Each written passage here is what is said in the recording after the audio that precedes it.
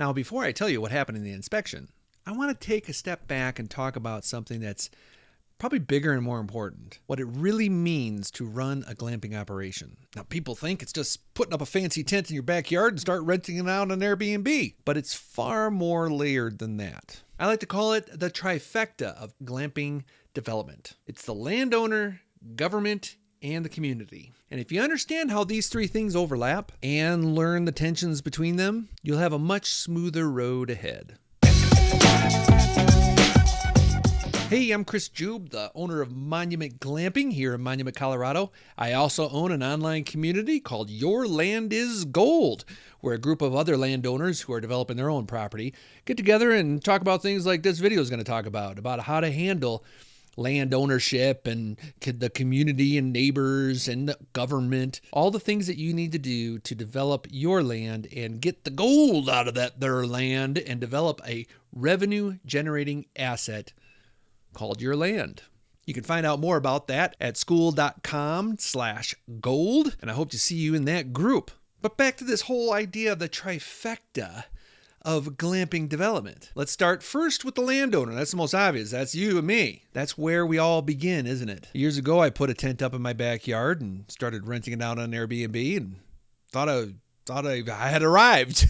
No, it was nothing glamorous, but it was my camping gear, my hunting gear that I put up and, under the Colorado sky, just made a good time for people. First time someone came and paid for it, I just couldn't believe it. There's a market for this. People were thrilled to sleep outdoors on my land using the same tent that I use for elk camp every year, usually sticking in storage for the whole year till October when I go hunting. That little experiment ended up as Monument Glamping here in Monument, Colorado, where today I have 3 container homes and 5 tents. I'm developing 4 more container homes for next year, as well as a second property with 24 units permitted right now.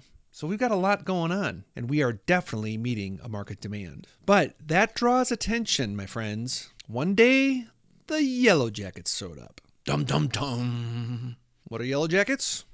Well, they're those friendly folks who end up in your front yard wearing a yellow vest and a badge, and they say, "We're from the government, and we're here to help." That was my first introduction into the second leg of this trifecta, and that is the government.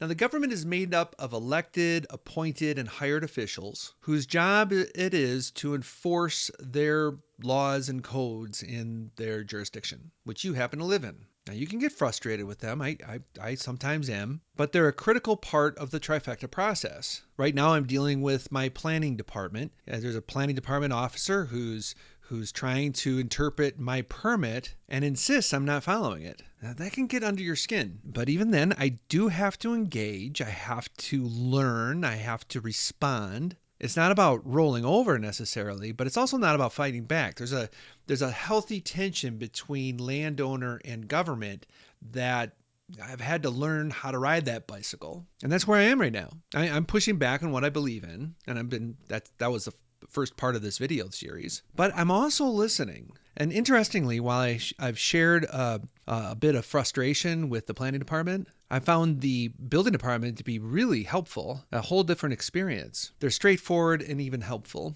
They've shown me how to comply with building codes. And as much as the process can be tedious, kind of a pain, I can see how it actually strengthens my operation. It adds legitimacy, credibility, and ultimately, long term, when I exit out of this whole business, I'll have it all dialed in and all my permits in place. That's not a bad trade-off. But then there's community. Ooh, community.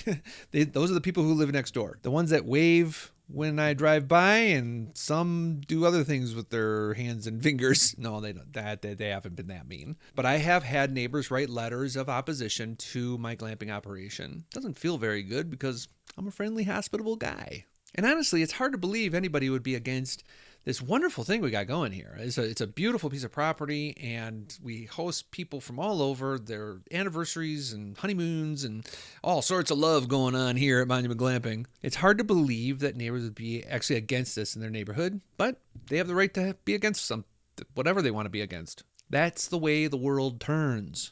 Now, in my case, it's turned out great. We've had our public hearings and we've had our disagreements with neighbors, but quite frankly, we're doing fine. But that's honestly because I tried to understand my neighbors and tried to comply with concerns they raised, and not just defensive and this is America, my land.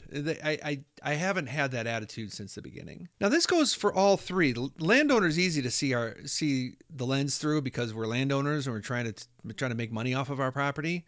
But we also, if we crawl inside the heads of our opponents, which is the government and our neighbors or community, we tend to see things the way they see things. It's much easier for us, much more successful for us to make adjustments and make our land, our golden land, more and more successful. The whole picture of a successful business on land makes a lot more sense. So that's the philosophy I'm building here. In part 3, I'm going to show you what actually happened when I had to deal with that government entity, the building department. That inspection that I was all nervous about in part 1 of this video series, well, we've got an ending and it's a happy one. And I'll explain that in part 3. See you there.